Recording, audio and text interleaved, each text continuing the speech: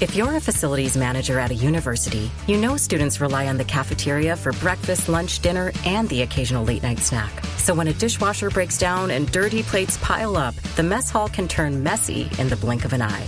Enter Grainger. With over 1 million industrial-grade products and fast delivery, the product you need now is never far away. So you can turn that dishwasher back into a lean, clean washing machine. Call, click Grainger.com, or just stop by. Grainger, for the ones who get it done.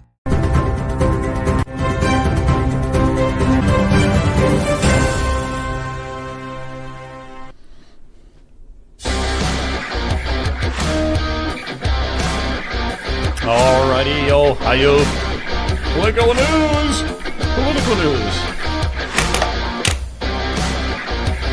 Alrighty, we got a lot to talk about tonight because we're going to recap that glorious, that fantastic, wonderful victory with Trump. Trump was fantastic. That's all I can say.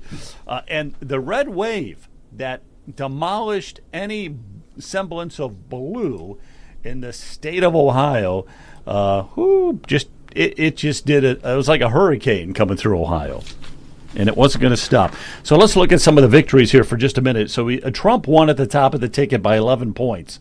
Wow. Bernie Moreno, he crossed the finish line, about 5 points above Sherrod Brown. Got rid of that Sherrod Brown finally. Tell him to go home. See you later, Sherrod. We don't want to see you actually later. Issue 1.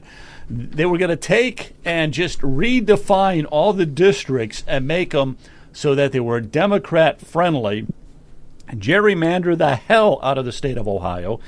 That was what Issue 1 was, and Issue 1 failed. It just went down. It went down like the Titanic, thank God. It hit a massive iceberg, and it failed. Also, the Ohio Supreme Court. Now, this is big. We had 3 Republicans running: Megan Shanahan, Joe Dieters, Dan Hawkins. Those 3 Republicans, they all won. And now the Republicans have a 6-1 majority on the Ohio Supreme Court. What do you think of that, huh? Not bad. They all got the same amount of votes, too. Just about. So it was just down ticket. You know, you voted for Trump, you voted for Moreno, and then boom, you did all 3 of the Republican judges, because that's the way it appeared on the ballot. That's the way it appeared, 55% of the vote. So we took all 3 of those. Fantastic. Also, Mr. Bannon, he was in prison. They threw his you-know-what in prison for, 4 or 5 months? And so Steve Bannon finally got out, and he was watching the election. He was a little bit happy, too. Awesome. Call right Pennsylvania? Now. So loud here. Hey, Steve. They're quieting down now. Yep. Okay. So it's over. President Trump's the president elected in the United States. I'll tell you what happened. There you go. Yes, he is. You guys did it, buddy. Yes, he is. It makes a difference, you know. I'll pay the penalty, Yes, Rob. the FCC will be charging you tomorrow. Wow. Congratulations, guys. Pennsylvania has been called. I think Michigan's going to be called. Donald J. Trump. Yeah. Donald J. Trump has won it. And, Steve Bannon was so excited he was dropping a few of those F-bombs and stuff. We had to cut that out. He's going to be fined. That's what they were talking about. You're going to be fined tomorrow by the FCC, and it's like he doesn't care. So a lot to celebrate from that Tuesday night election, but not all of it. You know, Tim Walz, the worst VP in the history of this country. Kamala Harris, the worst presidential candidate in the history of this country. And then you have Tim Walz's wife, who's not exactly all there either. This was on Wednesday, the morning after. I'm not sure if you heard me. We cannot and we will not give up this fight. Woo, of course not. But you lost. Come on. You lost. Come on. That's right. We cannot and we will not give up this fight. Sorry, Charlie. That's right. Trump won and you know it. Trump won and you know it. That's right. Trump won and we all know it. So, hallelujah. Let's see who's out there here tonight. I tell you, happy days are here again and in full force, in big-time full force. Oh, Brian, you got to fix your camera. Got to fix that camera, man. Anything. Hold on. Leonard is with us. That's the old I haven't done anything, but I know that you have. Hey, Leonard, how you doing out there? And then Matt Urbis. Fantastic, man. Yeah, it's good to see you. Okay, Matt Urbis is out there as well. Let me see where you're at, Matt. I don't have your credentials below you tonight. Sorry about that. If I find them, I will do it. But how you doing, man? So, okay. Doing well. You guys, that was great. You guys excited about this whole election process as much as I am? We had a major red wave just go through the state of Ohio. We took not only at the top of the ticket with Trump, but then with Bernie Moreno. Really, it was a decisive victory with Bernie Moreno over Sherrod Brown. Wasn't even that close. Issue 1, which I was biting my fingernails on issue 1. And we've been talking about that for, my Lord, how many months? Just months and months talking about it. And they spent $34 million to try to pass issue 1. $34 million, the bad guys. And none of it paid off, thank God. And then all the 3 Republicans who are running for the Ohio Supreme Court, they all won. So we have a 6-1 majority now in the Ohio Supreme Court, and we did pretty well just about everywhere. We almost stole another congressional seat. I think they stopped counting with that Derek Marin and Marcy Kaptur, I think, but I don't know if he's going to be able to overcome her. But it's just it's a shame because Derek Marin was this close to beating her, defeating Marcy Kaptur, who's been there since the dinosaurs, that's been there about that long. But, so, Brian, let me see if it's fixed. It's fixed. So what'd you think of that whole election process?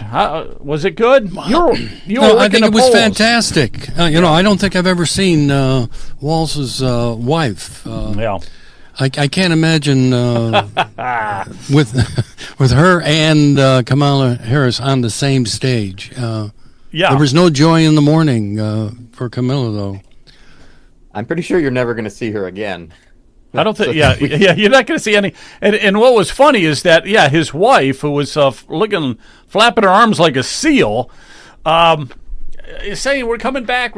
No, nobody wants them back. Now Minnesota doesn't even want them back, and the Kamala. Well, their family doesn't want them back, right? Wasn't their family? Voting, they were supporting Trump. They weren't even supporting the relative. Yeah, they were. I mean, I saw a picture where they were all wearing Trump T-shirts. His entire family and everything. And Trump almost took Minnesota. I mean, considering that Trump never. This is what's amazing. Trump did not do any rallies in Minnesota. He didn't have any ground game in Minnesota. Nothing. 0. And he lost by about 5 points. I mean, if he had really targeted Minnesota with some effort and put a ground game in there and did a couple of rallies, he probably would have won. As a matter of fact, the home county, the county home of Tim Walz, Trump took it. So that's kind of embarrassing. Oh, is that right? Yeah, that's very embarrassing right there. Well, I heard that the Harris campaign was $20 million in debt. And I think I heard that Trump was willing to, pay that for them. So that's very nice. So how many millions or billions did they have for the campaign? For Harris, $1 billion. Yeah, $1 billion. They spent $1 billion. They spent $1 billion to run her campaign. So they get, in essence, they burned through $1 billion plus now another $20 million on top of that at least, because they owe people money. So that is a lot of cash to be going through. That is just a ridiculous amount of cash. This is just an epic disaster. This is a $1 billion disaster. This lady here, now I don't feel sorry for her. She's a big donor. a big donor, but she's crying. She goes on to Fox News to cry about, the polling was way off, and we spent all this money and we just blew it on Harris and Waltz. I have friends that I have to be accountable to and to explain what happened, because I told them it was a margin of error race. I was promised, Jen O'Malley Dillon promised all of us that Harris would win. She even put videos out saying that Harris would win. I believed her. My donors believed her. And so they wrote massive checks. I feel like a lot of us were misled. And even on the night of election night, Will, I looked somebody in the eye and I said, are we going to do this? Are we going to pull it off? She told me yes. And I asked somebody else, like, how are you feeling? He's like, we're going to win Iowa. Yeah, okay. So what are we supposed to do with her, okay? I mean, she had all these big donors. They're probably mad as hell at her because they put all this money into the Harris campaign. What are we supposed to get out? The violin and start playing it or something? Who the heck cares? You were believing those crummy polls, and there were a lot of polling that was way off, including that one wacko lady from Iowa who said that Waltz and Harris were going to win Iowa by, 11 points? Did you hear that? Joe, it just reinforces what I've always been saying, that the left wants to believe the comforting lies, not the unpleasant truth. They didn't want to hear the truth. They wanted to hear the lies so that they feel, comfortable. Now that they've lost a lot of money, maybe they'll wake up and maybe they'll be more discerning, in the future. That's a definite maybe. Never let anyone take your joy from you. I call myself a joyful warrior. Right? Never let anyone take your joy from you. You do what you gotta do. Wow. And isn't that from a lady wonderful that wouldn't even meet with her way to live? People that were backing her. She didn't meet with them that night. It may have been the next day. Well, she was waiting but for she orders. Didn't have the courage to face them. Yeah, they hated her too. I'll tell you who else hated her a lot was the president, Biden. I mean, they did not get along there at the end at all. Yeah, and I think Jill Biden went to vote in an all-red outfit, I believe. So that was a big statement. Yeah. Jill Biden, right. His wife, she went dressed all in red, and he was wearing a MAGA cap at one time. But just the absolute, I think that Trump really hit the jackpot going against those two bananas, because neither one of them were worth anything. But what's your thoughts on the whole election there, Matt? I know you watched it because you were up here with us that night, and man, that was a marathon podcast. Nope. Let me see what's wrong here. Check your audio. Maybe. Is it working? Now you're froze up. Froze up. We were all starting to get that queasy feeling as the night wore on, and you saw the same froze up. Let me check out. Can you hear me though? Oh, you're okay now. I think we can hear you. Okay. Go ahead. Yeah. Yeah. So we were starting to get that queasy feeling when they started.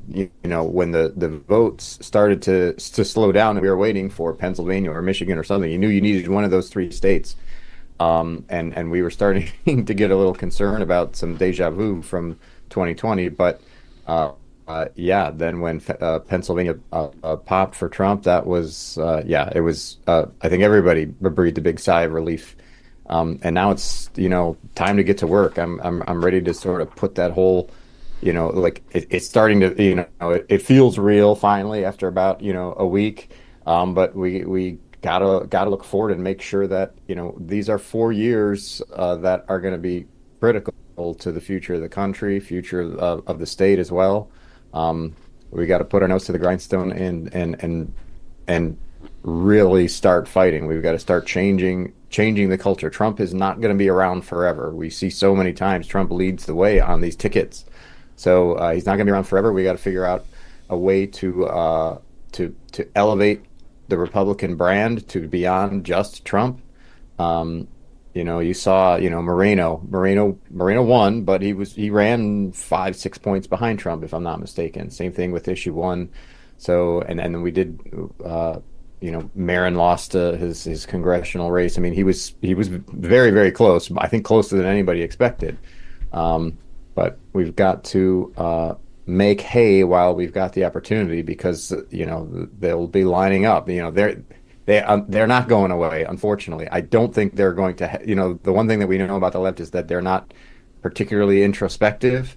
They'll be looking to lay blame and point fingers, but I don't think they will course correct, move more towards some sanity, which I suppose is good, because we're trying to win elections, and the farther left they run, the better the Republican Party is going to be. But it is a little bit scary how close some of these states still are. Yeah, you're right. It was very close. I think he took PA by a couple points, 2.1 or something like that. That was pretty close. I'll just throw this out as well, because I had heard that Shapiro, so it's Josh Shapiro, he's the governor of PA. I don't think he liked Kamala Harris very much. She asked him to be. Oh, no, she didn't ask him. They were mulling over the fact that maybe he should be the VP. Now, whether he wanted it or not, I don't know. But she went with Tim Walz, Tampon Tim. I mean, the guy was the worst pick you could possibly get, which is good for us. He was just so horrible. But Josh Shapiro, I don't think he wanted to be her VP, and I think he's got his sights definitely set on the upcoming election. And so for PA, I was listening to a podcast, and they were talking about this out of PA, and they were saying that, just thinking about it, thinking out loud, they said, it's to his advantage if she loses in PA. He's got a lot more clout then, because he can go to the DNC and say, listen, you need PA, and I can get it for you, and that is a lot of clout. Same thing with Michigan, with Gretchen Whitmer, who's the governor out there. She wants to be either VP or president in the next go-round. So that could be the ticket right there. That could be the ticket, but those two. And she's got clout now, because she can come along and say, listen, I can guarantee Michigan for you. And he can come along and say, I can guarantee Pennsylvania for you. And the DNC is going to say, that sounds pretty good. Because, as well as Trump did, if he loses PA and he loses Michigan, I mean, it's a real nail-biter then. We're starting to really worry whether or not he can pull this out. So, hey, Joe, I do have a question for the group. What happens when J.D. Vance, becomes vice president? Who do you think DeWine is going to appoint for that his vacated position? Do you think it's going to be Matt Dolan? For Republican. Yeah, I guess we can go around and find out what you guys think. Hey, wait, before you say anything, Jonathan, I'm going to open this up to the chat room too. If you guys are out there chatting, please tell us, who do you think Governor DeWine will choose to take J.D. Vance's replacement as a senator, because he gets to choose now. So I'd like to hear what the people in the chat have to say about that. Who do you think? Start a betting pool. You want to start a pool? Yeah, we can start a pool. But yeah, sure. Our first ever Ohio political news pool. Right. Who do you think DeWine is going to appoint to this role? Yeah, it'd be fun. Well, let's do it. So, we got the chat room open. Kent, chat room is open and working, correct? Yeah, we got it. Okay, so try to encourage those chat people to participate, okay? And they can ask some questions, too. We want to try to get them involved as much as possible with all this. But what do you guys think about that? So I think Matt Dolan's definitely Warren Davidson, huh? Warren Davidson. Dolan is a never Trumper, right? Dolan is a never Trumper. Yeah, Trump does not get along with Dolan, not at all, and Dolan does not get along with Trump. Yeah. Are there things that anybody in this group or in the chat can suggest that they like about Dolan? Are there any? I'm not aware personally of things in the pros column. I'm very aware of things that I consider to be in the con column. Well, he's very middle of the road-ish, Rhino-ish. He works on both the Democratic side and the Republican side. Top choices besides deep state players. Yeah, who do you think would be the best candidate for DeWine to pick to be the next senator? Yeah, could he pick Vivek? Vivek is going to be, I think, in Trump's cabinet. Mm-hmm. I think he's going to be in his cabinet.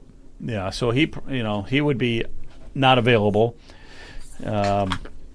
So who do? Well, I do know in Lake County, Auditor Galloway and his fake slate card put Matt Dolan. Vote for Matt Dolan. So Lake County appears to be a big supporter of Matt Dolan.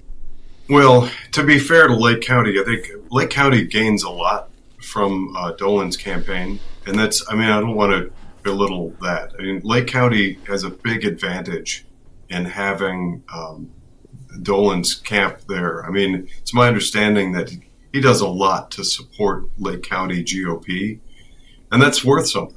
I'm not personally a really big fan of Dolan.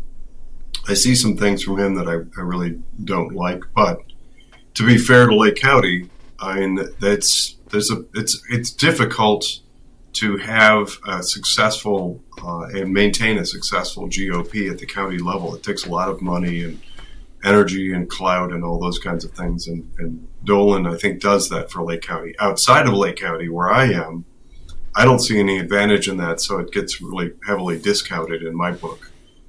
But I think that probably has a lot to do with the interest in Lake County for endorsing Dolan.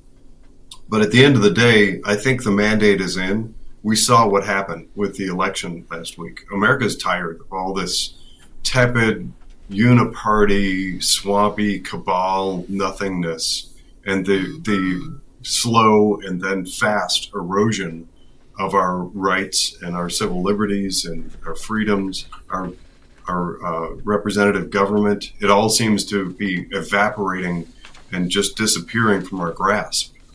And candidly, I can't think of anybody who would suggest that Dolan is the person to step into the fray and fight for people's rights. I just don't see that. Yeah, I don't see him. He's not a MAGA guy. Yeah, he's not a MAGA guy, that's for sure. Let's see. Right. I offered up Vivek in the Facebook chat, but they may not have he may other plans. Yeah, Vivek is he's not going to be available. He's going to be part of the Trump cabinet, and believe me, that is the best job you can have. That trumps everything else if you can get into that, be a part of that cabinet. But Trump at the top of the ticket. What we forget is Moreno probably doesn't win if Trump's not at the top of the ticket. We probably don't win those 3 Republican Ohio Supreme Court justices either. Issue 1 then probably could pass. I mean, this could have been a disaster without Trump. We don't realize the power he's got at the top of that ticket. What do you think? What do you think? I don't think Dolan would undermine the America First agenda at every turn. I guess he's a dyed-in-the-wool establishment GOP quasi-Republican, famously, as I believe. So I don't want to speak out of turn. His father and I believe brother, the ownership group of the team formerly known as the Cleveland Indians, bowed to the mob and decided, that wasn't good anymore. We're going to call them the Cleveland Guardians. That sticks in a lot of people's craw. He in no way. So he finished. So let's level set here. In the Republican Senate primary this year, he finished second in the primary to Bernie Moreno. Frank LaRose finished third. So LaRose is another name. He's an executive that you could imagine possibly nominating to the Senate, but I haven't heard his name too much. So having finished third, so you could argue, oh well, Matt Dolan was second choice. Maybe we should nominate him. He falls right in line with Mike DeWine's sort of rhino sensibilities, and it wouldn't be surprising to see him be the pick, assuming he wants it. And given that he literally just ran for it, I'm sure he would still want it. Other names, Dave. I've heard that Dave Yost said that he does not want that choice. I think he has his eyes sight on the governorship in 2026. John Husted is the lieutenant governor, and I believe he also wants to run for governor of Ohio. I'm not particularly a fan of either of those options as governor, or frankly, as an appointee to the Senate. The other name that I've heard recently is the former chairwoman of the Republican Party, Jane Timken. Jane Timken sort of puts herself out there as a Trump supporter. I think that is almost entirely a facade. She finished a distant fourth, fifth, or sixth, I can't remember exactly, in the Republican primary that J.D. Vance ended up winning. So that was a very crowded primary. She was kind of the establishment pick and gained zero ground.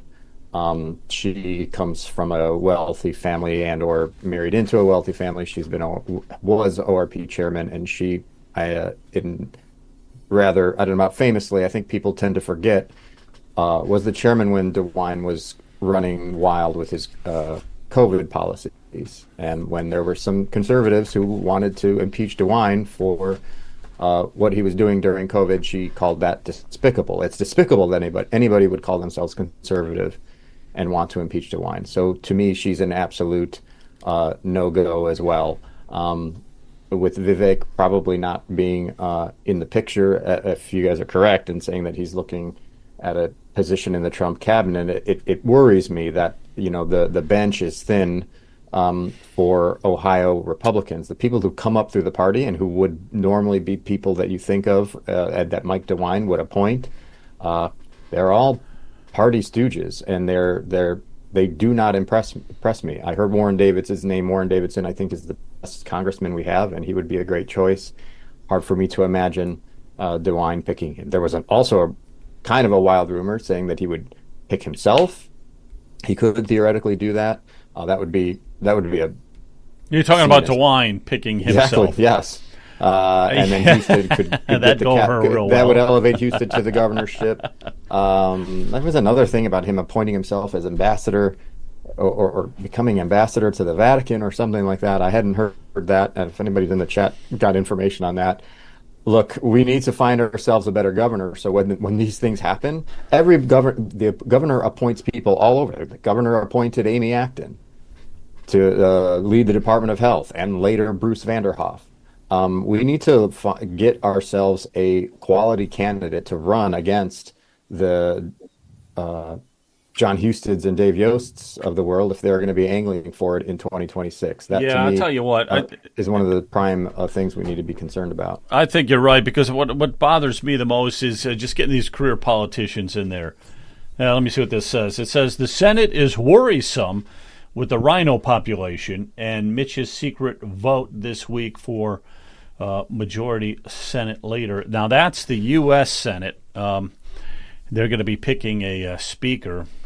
That's the U.S. Senate, but I've got a comment on that. And somebody else wants Kerry Lake in there. Are we allowed to, is DeWine allowed to, reach across the state line and, grab Kerry Lake and drag her over and say, you're going to be our senator? I think she technically needs to have a residence here. I mean, I suppose you could, but, in what universe do you think DeWine is a fan of Kerry Lake? You're right.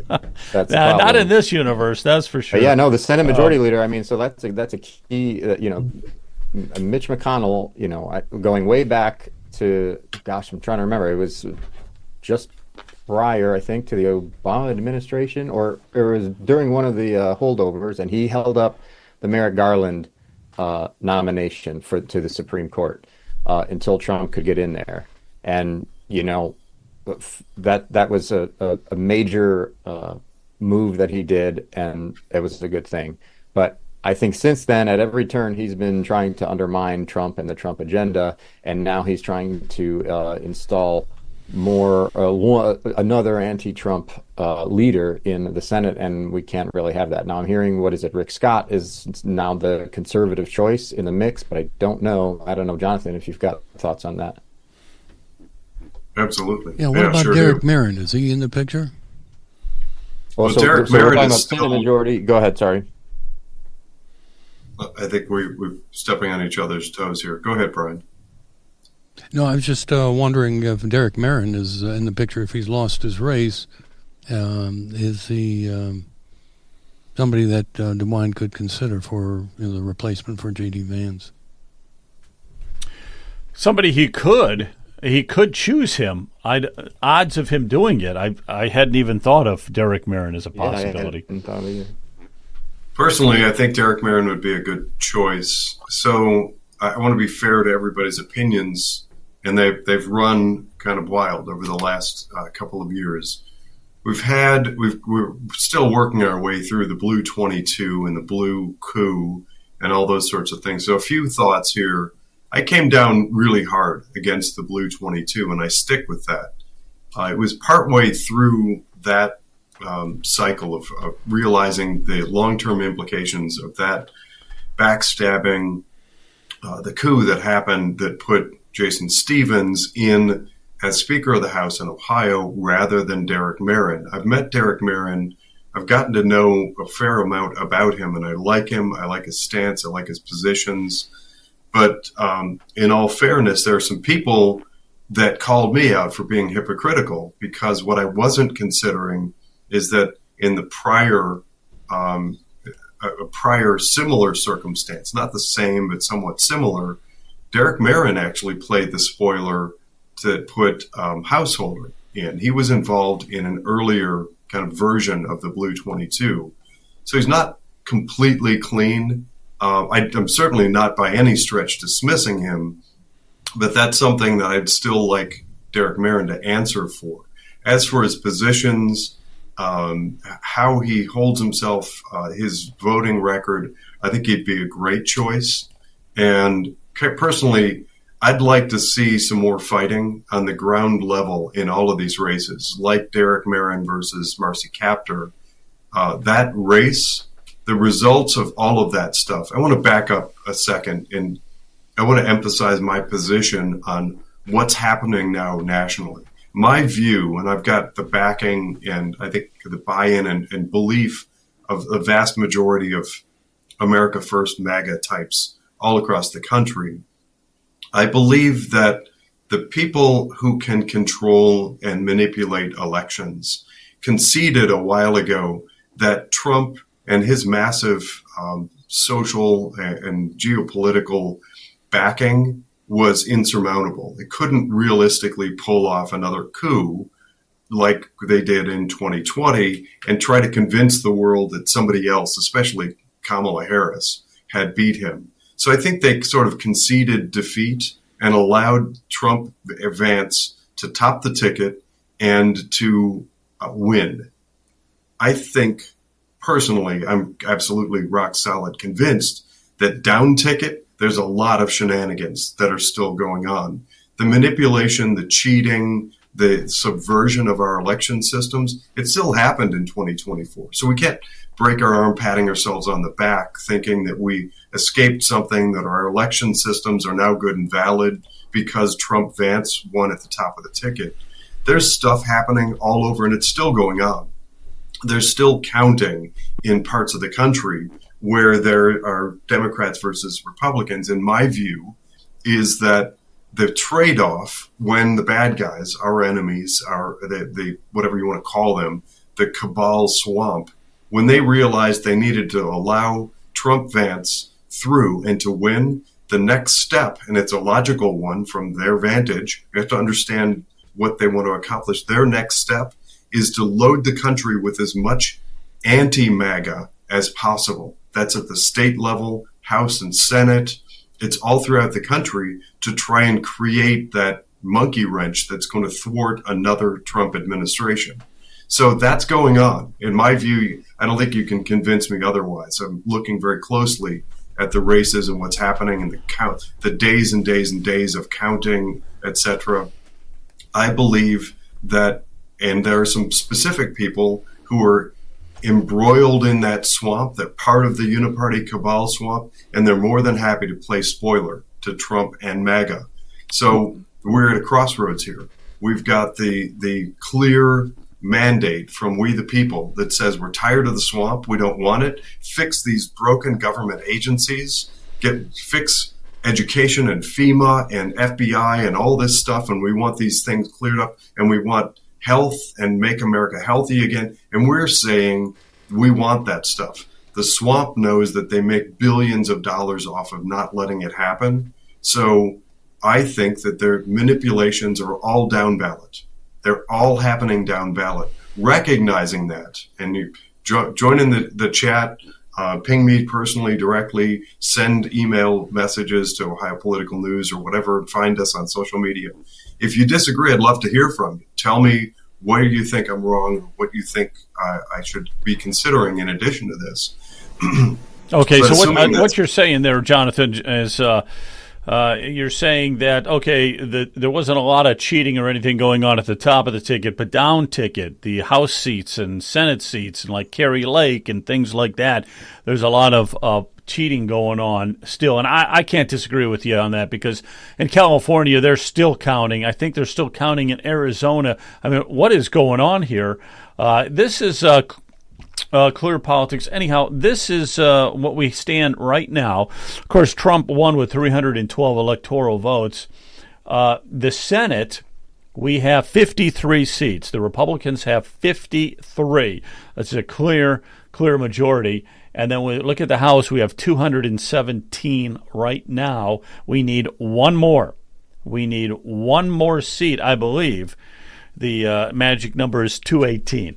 Now, once you get to 218, you have the majority of the State House of Congress. True. And there are a couple of people within the GOP who are fighting. We've got a few people in the RNC, thankfully, who are actually showing some signs of fighting for those seats rather than just rolling over. So at least there's indication. I'm hopeful that they're genuine and they're actually fighting for those seats.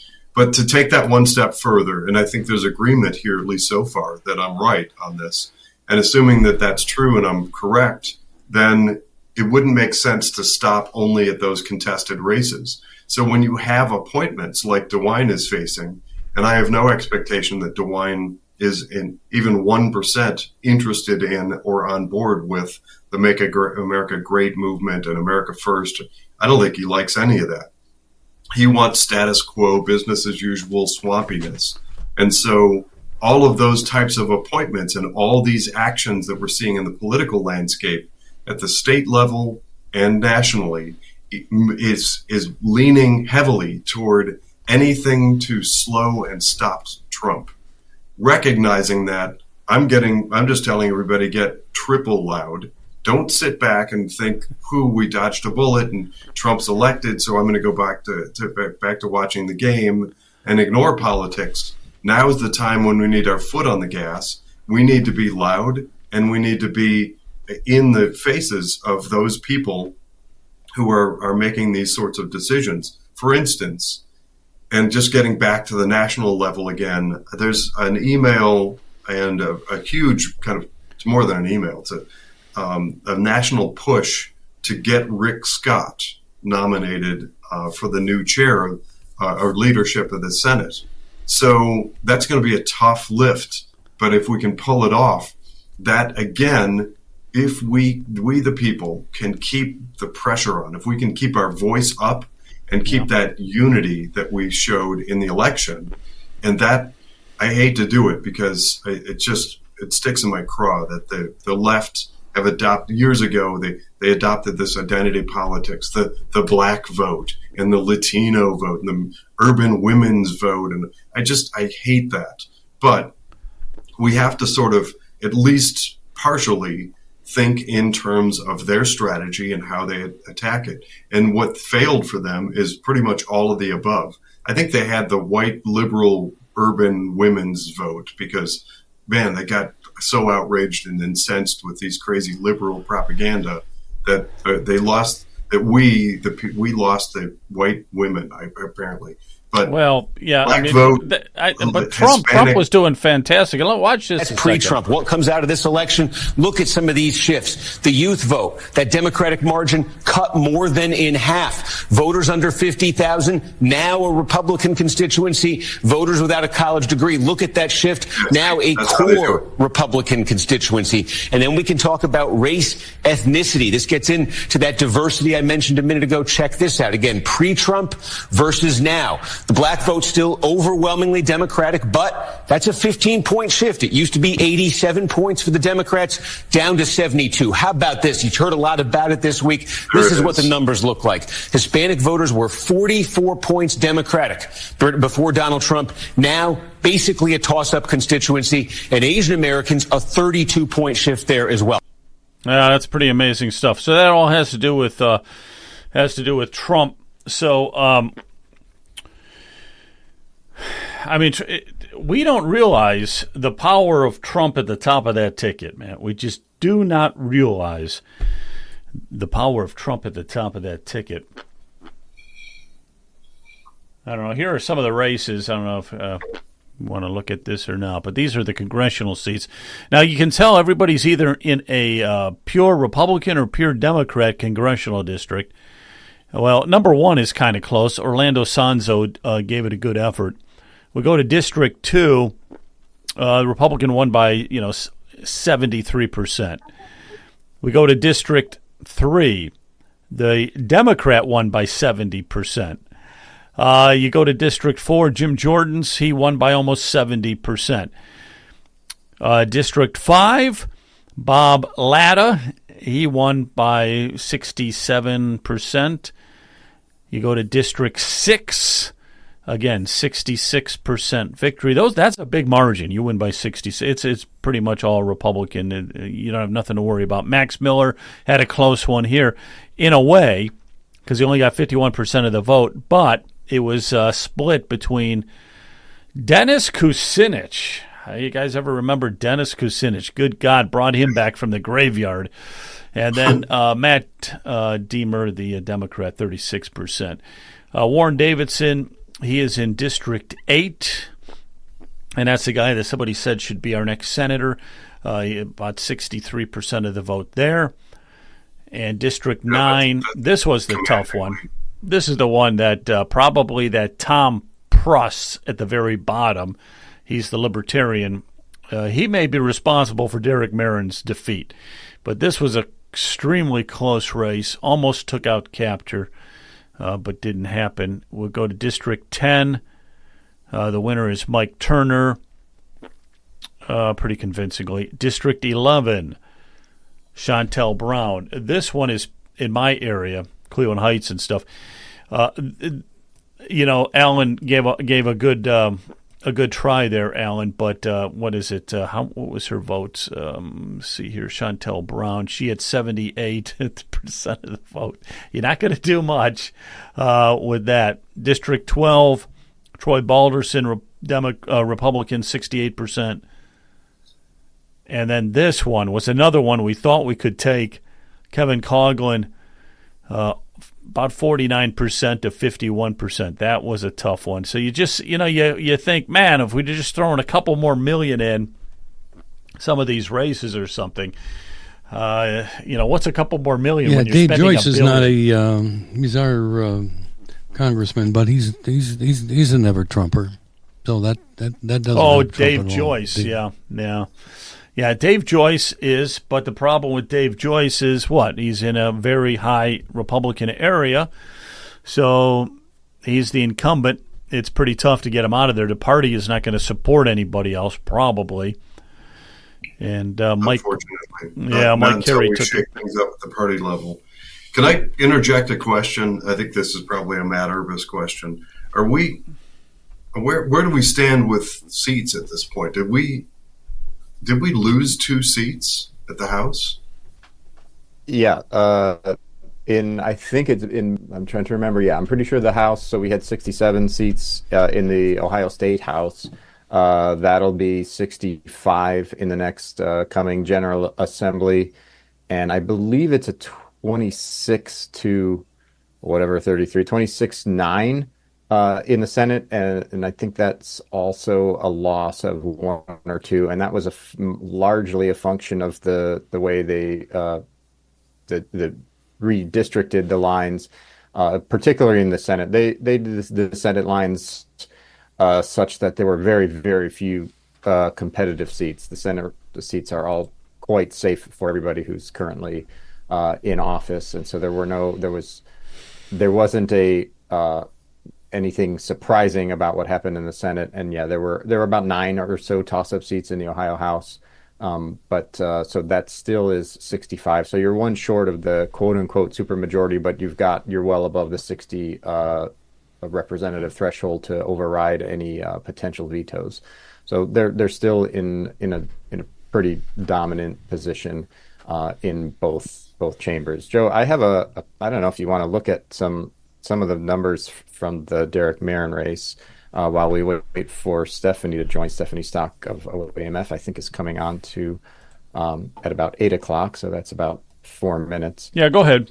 You want to screen share it? Go ahead. Yeah, let me see if we can find the screen share. And this is just, and so I think that race is still technically not called, although I think because of the vote that is out, that is not yet in, which is likely to be, we're past the 4-day mark for mail-ins to trickle in. So I think they can still count mail-in ballots that come in up to 4 days after the election. I think we're past that now. But they're still going to be adjudicating provisional ballots. And I think they've got a couple of weeks to go through all those. I'm looking for the screen share.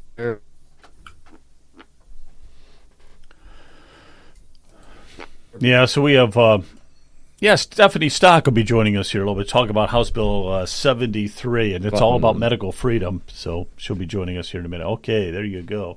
There we go. Lots and lots of numbers. All right. Yeah. So really, what I was trying to compare is, so here are the counties that are in Ohio District 9, and how much Trump won each versus how much Marin may have won or lost each. So you see Williams, Defiance, and Fulton counties. Those are in the far west, very northwest corner of Ohio, and Trump absolutely dominated these, as did Marin. But you see that he ran about anywhere between 5.5 to close to 8 points behind Trump there. So that's the problem. Overall, he was about 8 points behind what Trump did. So what you're talking about, Donald Trump at the top of the ticket, is it good enough to elevate people down ticket? In this case, it was extremely, extremely close. But he performed a little bit worse in the eastern part of the district. And that's the part of the district that I think is historically part of the Marcy captured district. She's been in office for, I think, since 1980 something. I mean, almost as long as I've been alive. And that's been her stomping ground, and that district's the districts bordering the lake. And here, Marin, was winning these, but not quite as much as Trump did. And of course, Lucas is the only county that in the entire district that Captor won, but that's where Toledo is, and it pulls a huge chunk of the vote. So it was very close, and I think very early on in the race, people were. I don't think there was much hope for the Marin campaign and in the early polling, but he came on strong as of late, and he made his race. Unfortunately, I think the consensus is that there's not going to be enough in the remaining vote to overcome the margin, which is about 1,200 votes at this point. Yeah. Well, okay, so Trump won Ohio by 11 points, okay? And you were saying in that area, Trump was outperforming Harris by what, about 8 points in that particular area? Yeah, about 7.5 points. 7.5, okay. In those counties, in the Derek Marin Marcy Captors district. But the problem there is Trump's at 7.5% in that area, but it's not trickling down as well because she's actually outperforming Derek Marin. And so the lake bordering counties are historically sort of flip more purple than deep red Trump. So there are areas that Trump generally does better. So that made it a tough, it's a tough district for a Republican to win in. It's definitely winnable, but in this case, as I think it's been a couple of times they've been trying to get after and trying to take it from Marcy Kaptur, but so far have not been successful. Well, we could try again in 2 years. That's all I got to say. Yeah. 2 short years. Eventually, she's going to call quits, and I think at that point, it really becomes fair game, because she's got so much name recognition in the area that I think it makes it a challenge for somebody to unseat her. Hey, Matt, a question for you. I'm looking at stats from a different race somewhere else.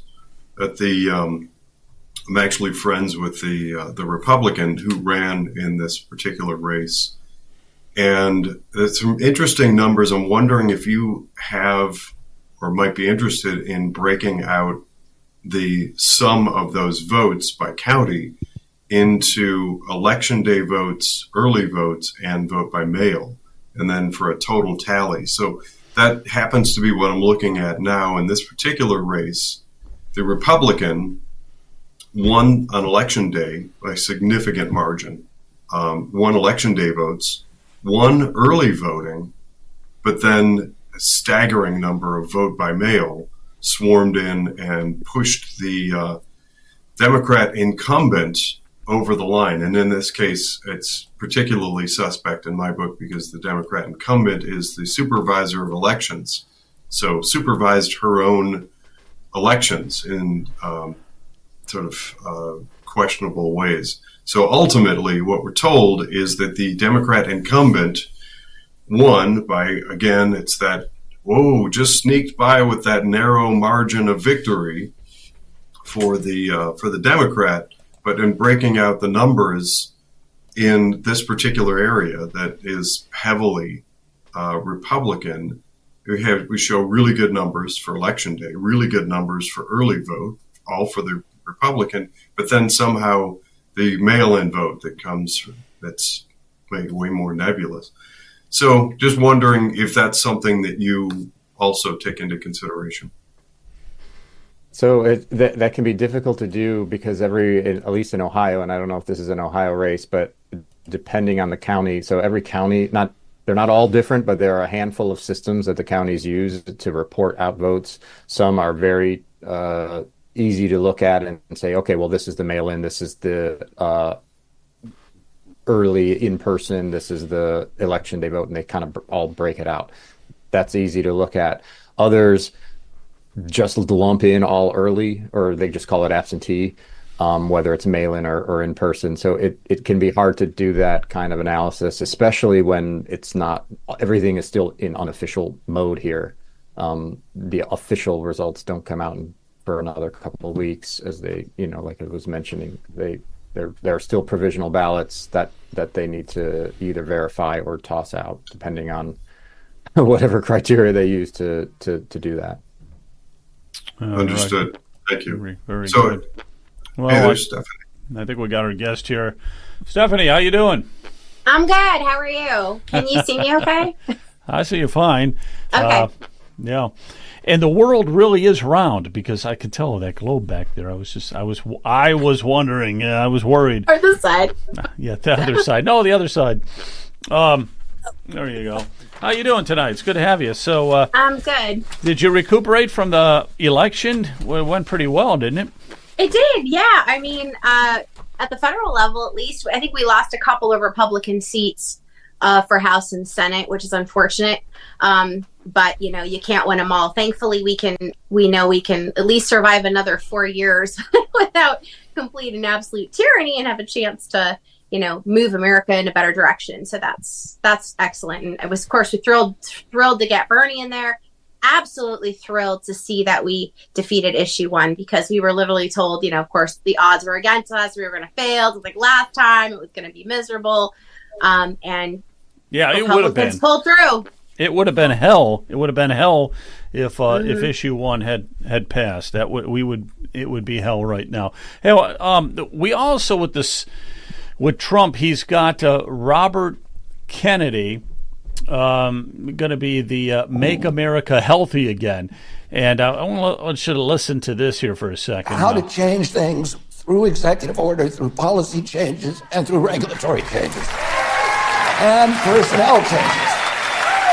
And, many of the laws are on the books that already require good behavior. It's just that they're being skirted through agency capture. So we're going to change the personnel at the agencies. We're gonna fire on day one, or if you can't fire them, we can ship them to a new HHS headquarters in Guam. That would be nice. Yeah, get them there. Hell out of here. Every nutritional scientist at FDA, because all of them are corrupt. NIH has a $42 billion budget, and just for scientific research, and it distributes that budget among 56,000 scientists at universities, mainly across the United States. And those scientists have been working on new drugs to treat chronic disease that can be turned into weaponized by the pharmaceutical industry to serve their profit ambitions. And we're going to go in at day one, and we're going to change the focus of this agency, and we're going to find out what is causing the chronic disease epidemic. We're going to find out what's causing it. We're going to do that in a couple of months. And once you have the science out there, and you can tell the truth to the American public, two things happen. One is you give people choice. We're not taking choice away from anybody.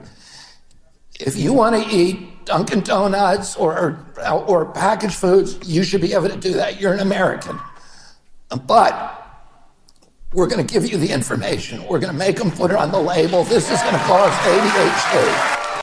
ADHD. It's going to put it right on the label of some of the food and everything. I mean, thank God. Thank God Trump got elected. Thank God Robert Kennedy is going to be in there.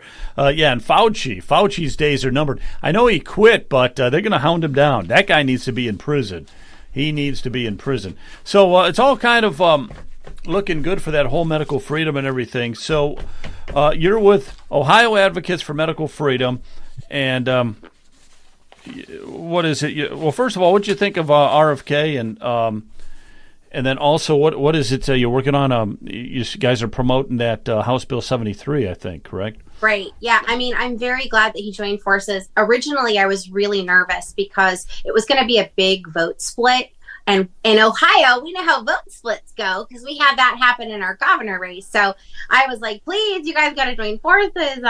We want you to help with this stuff. But Trump's got to be the one to get in. So I think that was great. The fact that they've joined forces, it's been fantastic. It drew a lot of independence, and for a lot of people, especially with children who have vaccine injuries, people that have been injured by the COVID shot, medical freedom was their number one issue this election. I mean, and the border, I'm sure, was a close second, right? Because I mean, if you're being invaded, it's hard to fight for medical freedom while you're, having all those people rushing in on you.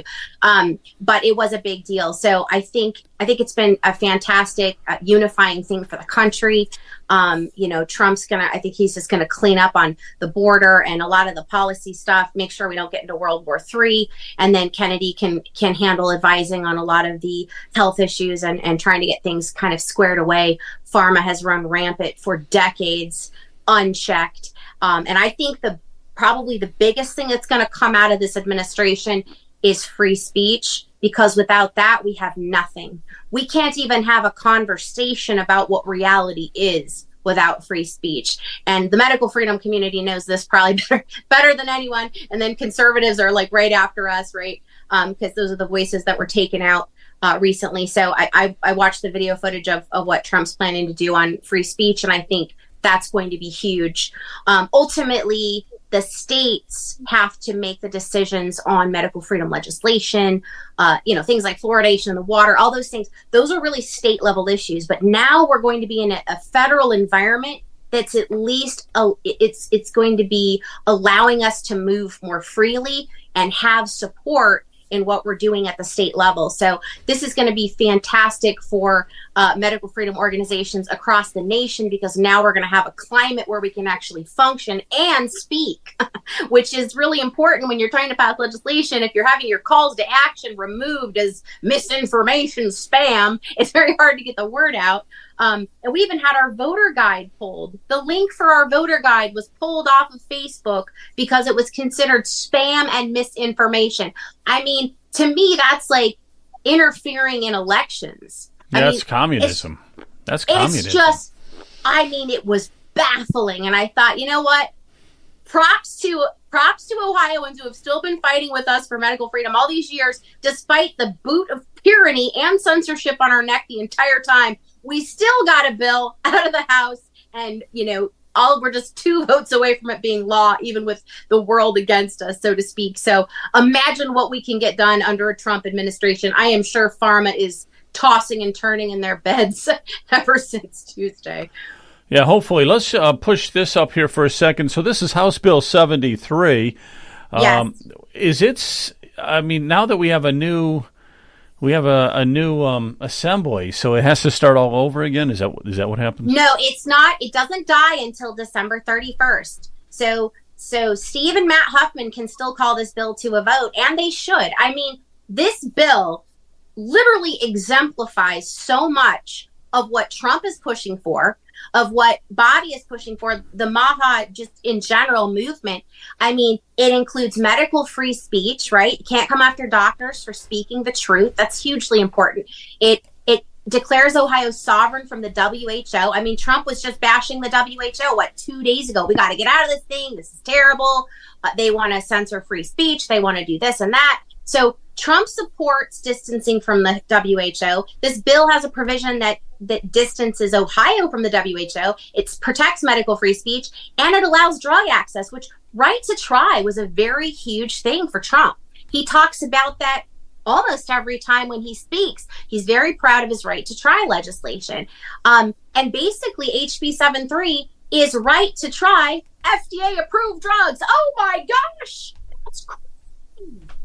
FDA-approved drugs. We should be able to get those from our doctor and not have a pharmacist who's watching CNN tell us, oh, I don't want you to have that because CNN says it's not effective. I mean, this was crazy what we witnessed. This bill is a no-brainer. It passed bipartisan support, 75 votes in the House. It's been rewritten for the Senate. Steve still doesn't like that version. We rewrote it again. There's a -7 version. He was complaining about that version as well. They don't want to pass this bill. And of course, nothing happens without the Senate president's approval. So Matt doesn't want to pass it either. And they're planning on sitting on it and letting it die, just like hospitals let patients die from their protocols. It's disgusting. This is not Republican leadership. This is not pro-Trump leadership. This bill is literally, I mean, if Trump knew about this bill, he'd probably be like, this is a great bill. It's cool. Okay. It's huge for Ohio. Let me ask you a question. Yeah. So the holdup is, what is the holdup so people understand with House Bill 73? And now you're saying that they are going to come back in December for what? For a very short period of time, I guess, because then they're going to take another break for Christmas and all that. Right. Do you think they'll really do anything? And if it does have to start over again, what do you think? What do you think is going to happen if it has to start over from scratch? It shouldn't have to start over from scratch. This is absurd. It's been through all of its hearings in the Senate. It's literally the vote is being blocked by Steve Huffman and his cousin, the Senate President, Matt Huffman, period. Those are the 2 people blocking this vote. If they called it to a vote, no Republican senator in their right mind is voting against this bill, especially under a Trump administration. So the only thing standing in the way of HB 73 becoming law is Steve and Matt Huffman, period. That's it. Those are the 2 men standing in the way. So, I mean, yes, we always come back, right? We've been fighting for vaccine choice legislation since 2015. Okay, we went from one bill sponsor she was the only name on it, Christina Hagan in 2015, to this assembly 319, the Conscientious Right to Refuse Act, 33 co-sponsors. So we have made gains, but we have got to get a bill over the line. And so, yes, we'll come back. We always do, but we shouldn't have to. I mean, people should stop accepting that, oh, well, leadership says come back in 10 years and we'll talk about it then. Republicans have got to stop accepting this. It's not okay. Hey, let me ask you a question. There's a bipartisan bill. You're getting a lot of Democrats to support it as well, right? For HB 73, I think we had 7 or 8 Democrats vote for that bill. So you definitely have a majority, a big time majority, almost absolutely, super majority, basically. Yeah. So, and I mean, so what? Okay, so the holdup is the Huffman guys, and let me the Huffman gang. The Huffman gang is the holdup. What do you think, Brian? Any thoughts on it, or? Well, it just seems pretty, so typical of the Republicans, whether it's at the local level or at the state level. I'm just wondering, are they who's representing the average citizens in the state? Well, Stephanie Stock is representing us. Yeah, and but I certainly know that Stephanie is, but what about the legislators? Yeah, it seems like no matter what we talk about, whether it's medical freedom or the property taxes, they're non-existent. They just don't seem to support the average citizens in this state. Yeah, they're supporting the donor class. I know, and the problem is, as usual, leadership. Leadership rules the world down there. So you can have, I mean, we don't have 50 great Republicans, I'll be honest with you, but let's say we did. 50 great Republicans don't mean anything if the chairman refuses to call it for a vote, or the speaker refuses to call it for the vote, or the Senate president refuses to call it to a vote. We've got to stop doing a blanket blame on Republicans. Yes, we have to elect Republicans that are not rhinos, and in Ohio we have our fair share of them. But ultimately, it comes down to leadership. We've got to start stepping in and saying to the reps, don't vote for crappy leadership, right? Something has got to change, because these are the guys that are stopping the bills.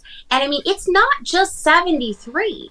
There are multiple bills with massive support that Republicans and conservatives want, like HB 8, which is the Parental Bill of Rights, that passed on the same day that 73 passed. It passed with 65 votes. HB 49, which is Ron Ferguson and Tim Barhorst's hospital transparency bill, it passed in June of 23 with 90 votes. Democrats want hospital transparency, but the Senate took it, rewrote it, sent it back a year later, and the House voted again. It was so bad, it was 93 no's.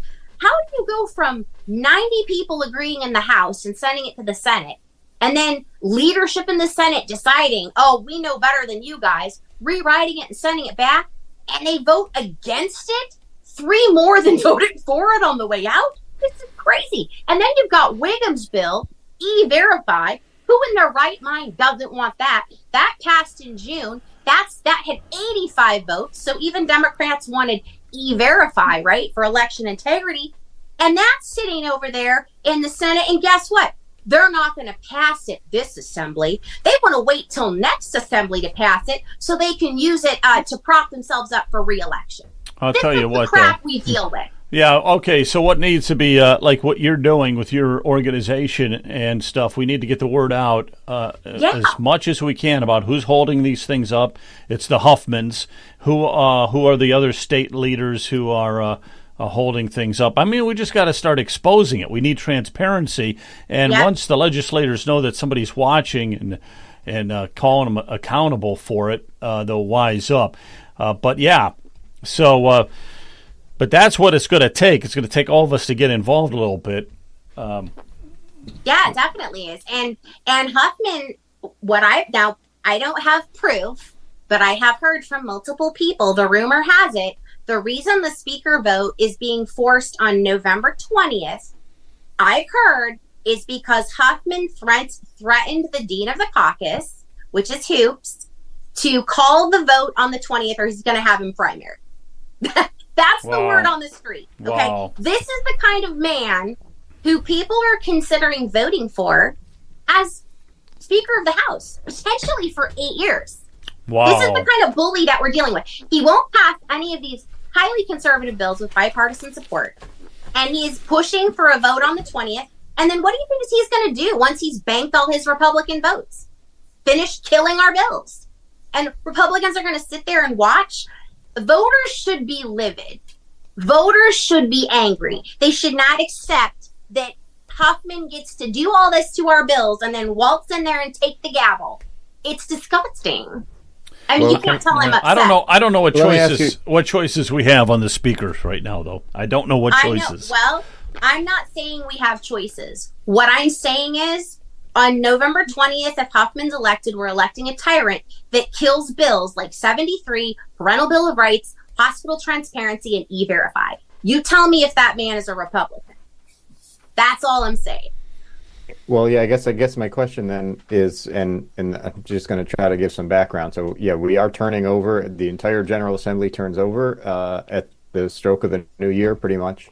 Yeah. And they have to elect a new Speaker of the House and a new President of the Senate.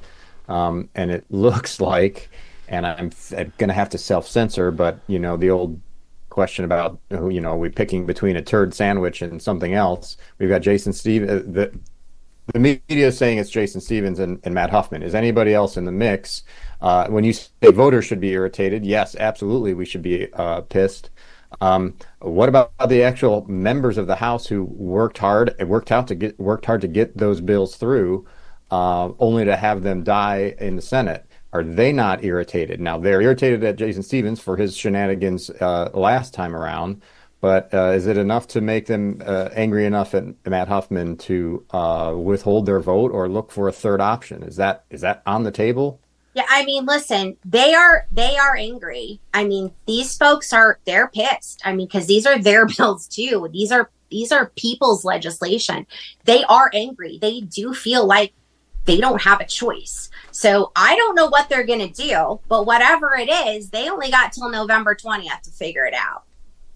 But, you know, I just think as voters, we need to be expressing our disdain for this situation. A lot of people are still running around saying, oh, well, Huffman's better than Stevens. You guys think he's better? I just explained to you what's happening. I mean, we're in a bad situation. And we can't just make excuses for Huffman because people don't like Stevens.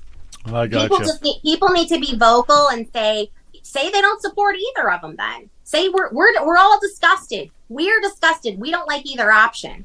You know, call your rep and tell them that. Yeah, you know? Yeah. Maybe it'll motivate them to do something. Yeah, I don't know. The only problem is we don't have a vote. We don't have a vote in it. It's going to just be amongst the Senate. Right. Well, we don't have a vote, but we can call our reps up and say we don't like Hoffman. If you don't want to vote for Stevens, well, that's a good thing to do because that puts pressure on him. Yes, this bill should be passed, but all of this is because the GOP in Ohio and at the national level is still controlled by rhinos. Nothing is going to change until we implement the precinct strategy. You know. Well, we'll get working on the precinct strategy. Things will change when our Republicans, conservative Republicans, decide to band together and say, we're going to make a change. We're not going to do things the way we've always done it. Well, make life kind of tough for Mr. Huffman if he's not going to comply, and that's what we have to do. That's all we can do because there is Jason Stevens. There's no option for him coming in as Speaker again. I'll personally go there and grab the gavel and bust it up. We ain't getting him in there. We got on him too hard. Maybe we need to show up on the steps. Be like, we don't like the options. What are you going to do? We need more options, yeah. Well, we absolutely need more options. So a few things. First of all, Stephanie, thanks for joining us tonight. I want to make a couple of general comments. The first is, I try to follow a lot of topics and I comment a lot of things. I've been commenting for years, especially early on in connection to Protect Ohio Children and my role in fighting for K-12 education on medical freedom. I got the chance to meet Stephanie a couple of years ago. She's an awesome champion. More people need to know about OAMF, Ohio Advocates for Medical Freedom, and the work that Stephanie and her team are doing. You heard her mention they've been fighting for like 9 years against the injections for kids and just more transparency on the medical realm. So I want to put that in perspective. She's the champion. Look, she's got a smile on her face after 9 years. But let's be honest about what she's fighting. She's fighting against Big Pharma. And the amount of money that goes through medicine and Big Pharma is unbelievable. So recognize the fight and just what is up against her and us in advocating for medical freedom. The fact that she's got a bill that's there right on that cusp, it speaks volumes to the amount of work and effort that she, and I've watched it firsthand. I watch her posts, I watch her activities. So kudos to you, Stephanie, for the fight. I want to recognize something that it was actually Rumble TV in the comments. Rumble TV, thank you for that comment. That was spectacular and it's spot on. I have to take advantage of the opportunity to point out that I actually started and run Ohio Rhino Hunters. So find us on social media. By the way, I'd love more help in trying to continue to build that. We need more spotlight and momentum. We need more exposure for the rhinos within the Republican Party. We have a ton of them, and we need a lot more daylight because that's what gets rid of them. By the way, I am also kind of a co-national host for Precinct Strategy. Dan Schultz and I run training sessions on that, and I think you're spot on.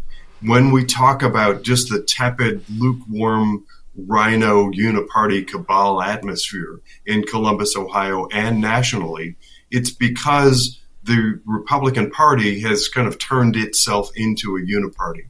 The way forward, in a nutshell, if you're not already familiar with Precinct Strategy, is getting involved at the local level. Let's reclaim the Republican Party. Then things like what Stephanie is working on become achievable because we have momentum, we have power, we have voice within the Republican Party. We, the people, can reclaim our rightful place, our voice within the Republican Party. Nationally, there's a website. It's called precinctstrategy.com. Go to precinctstrategy.com. In Ohio, it's ohioprecinctstrategy.org. So 2 different websites, ohioprecinctstrategy.org. An awesome guy by the name of Joe Healy is running that. He's going to get you pointed in the right direction and encourage you to figure out what's happening locally near you in your precinct. And together we can turn this thing around. So my last piece, I made some notes while Stephanie was talking. Stephanie, what do we do to nudge and encourage better action from the Huffmans? How do we spur them to action? I mean, listen, they literally, I think they literally believe they're untouchable. The best thing that we can do is get as many people as possible, writing them, calling them, saying, hey, Trump would love this bill. This is a Maha type of a bill. Why are, what kind of Republican holds this bill up? I mean, you don't have to be nasty per se, but this is getting a little old, folks. How about 9 years of fighting and not having one bill in a Republican majority, super majority now, mind you? It's not okay. And we are angry as a people. There's independents that are angry. There's Republicans angry. There's some Democrats that are angry. They don't have leadership down there representing them too much on a lot of these issues. But there are Democrats themselves, individuals that have had loved ones die, have watched their kids have a vaccine reaction or themselves, and they can't keep getting away with it. So when we don't speak out, and another thing is letting their voter base know. This is something but this requires money, right? Like in a primary election, you want to run mailers on somebody, you want to run text messaging in their district, you want to let them know, hey, this is how bad your rep or your senator sucks. This is how they're screwing you over. Here's what they're doing. Now, they don't like that because you can have a couple of mad callers from another district. But when you have a bunch of your own voter base that find out you're a fraud, it doesn't go well. And then they start worrying, will somebody try to primary me? Now they realize that I'm screwing them over. Maybe somebody will run against me. And I don't want that because the Huffmans are used to running unopposed. That's what they do. They make deals, they trade, just like Matt did with Susan Manchester and that whole shenanigans and getting rid of JJ Shreenan, who was an amazing pro-medical freedom doctor down in Lima.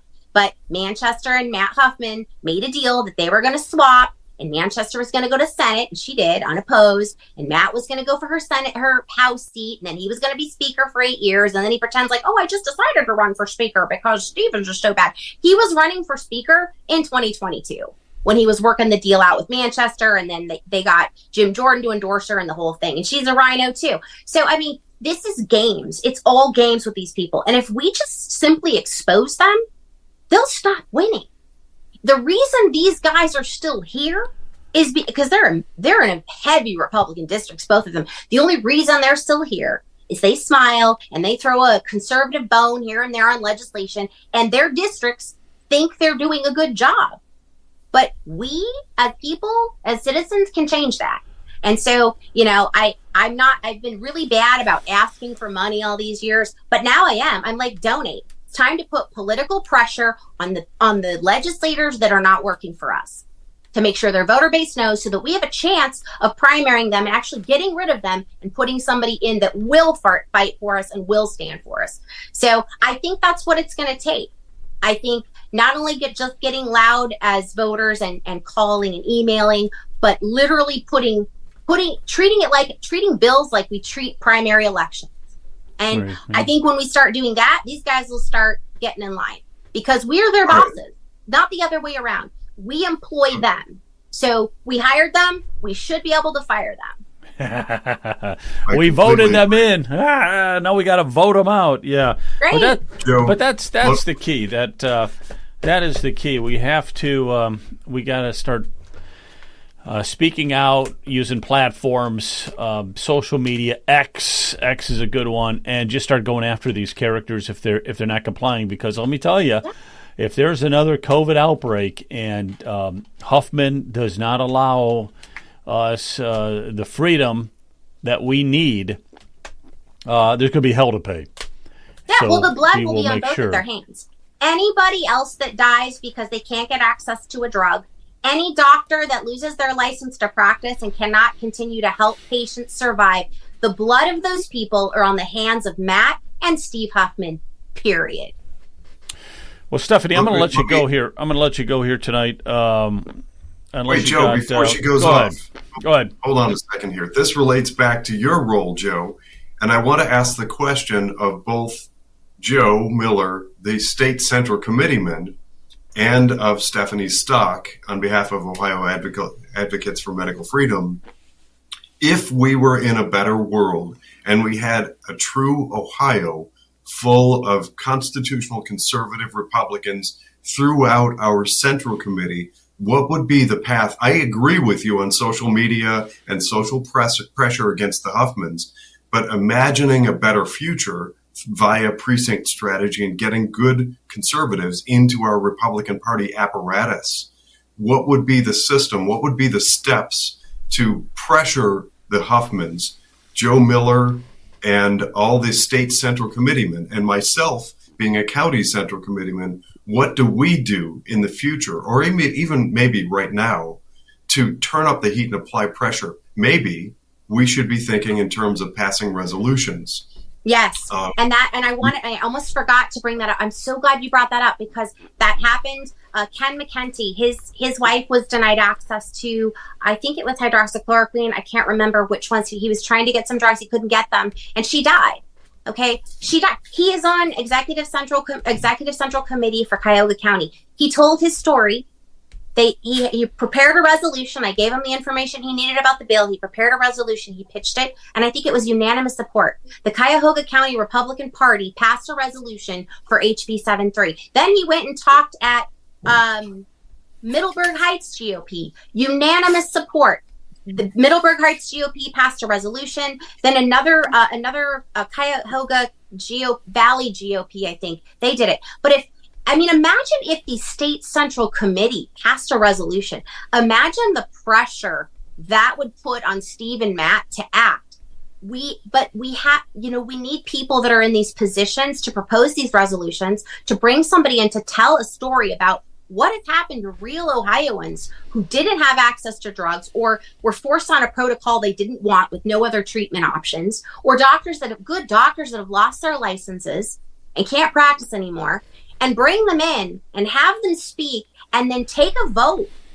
We need to start doing that because they're not feeling enough pressure. That's the way it's supposed to go. Yeah, and with the State Central Committee, I'll get back to you in a second. But with the State Central Committee, that's what it would take. It would take public outcry first for them to act, and then once that reaches a certain temperature, you're going to have people on the committee who are going to put together resolutions, and so then you're like kind of strong arming the state chairman to pass this, and then it would go to Huffman. Of course, the State Central Committee doesn't have any legal power, but a resolution could be provided. But that's peer pressure. That's a way of peer pressure, and that works. All right, Jonathan, go ahead. Yeah, so I'm sharing with you now. It's kind of a loaded question on my part. I've presented this to my county. This is a resolution in support of House Bill 73, the Dave and Angie Patient and Healthcare Provider Protection Act. I've presented this to my county. Anybody who is interested in a copy of this, I'd gladly share it with you.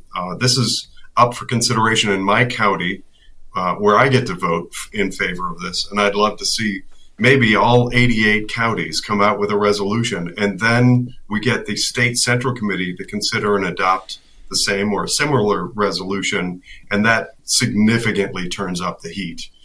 It's kind of a long road given the dynamic currently, but that's the vision that we have at Precinct Strategy for the future, as having a Republican Party that is loaded with active, conservative, America First, real Republicans who are willing to do this sort of thing. I printed and took 55 copies with me to my most recent meeting. I was told then I had presented electronically first. So that's up for consideration in my county. Stay tuned. If you follow me on Precinct Strategy, you'll hear me talk about this resolution. I'm proudly submitting this as one of my very first resolutions now that we've had a shakeup in leadership and a little change in formation in my county GOP. Well, thank you. We appreciate you, Dave and Angie's family, and all of the families across Ohio who lost someone because of lack of access. They all thank you.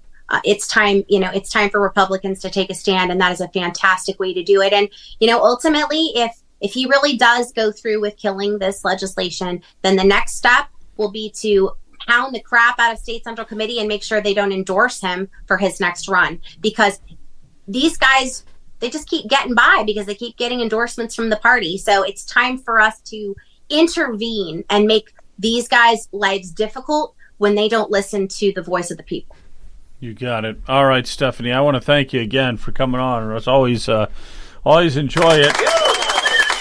But you gotta you have to be more outgoing when we do these talks, please. Okay, it's just like trying to get her out of her shell. It's just so hard. It's so hard. All right, thanks again. God bless you. Thank you, guys. Have a great night. Thank you, Stephanie. Thank you very there's much. one last item. And Jonathan, you can send me a copy of that. Oh yeah, House Bill 7. On its way. There's one last topic I wanted to cover, and that is issue 1. Let's just talk about that a little bit. And also, Matt, there is this. Well, what? Let me ask Leonard. I want to get you. Yes, sir. I want to get you in here tonight. That whole idea about medical freedom and stuff. I mean, that's a good cause, wouldn't you think? And we really got to. What Stephanie was talking about, we really got to push for that, huh? Yeah, I mean, for me, what amazes me is that, again, we keep falling into the Republican-Democrat issue, but no one really talks about how do you really vet a candidate and what to look for. And I'd like to see some rigor around that, just so we make sure we know what we're getting. Because a lot of times, if you don't even ask the right questions or even know how to vet a candidate, then, like I said, you're just taking the dice and just throwing the dice and just saying, well, maybe there's a good Republican here somewhere, but you don't really know what you're getting. but it is important. Spot on. Gotcha. Let me cut to thanks. Hey,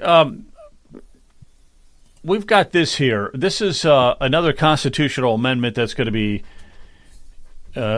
veering its ugly head very soon. I guess next year they want to get it out on a ballot. Another constitutional amendment change, and it's called the Ohio Voters' Bill of Rights, I think. And this is just to make cheating a whole lot easier here in Ohio. What have you heard about this, Matt? So yeah, I've read this thing and put that graphic together to sort of highlight just how bad it is. I mean, if you can pop that back up just so I can hit those bullet points. So we very recently in Ohio passed a law requiring a photo ID to vote in person.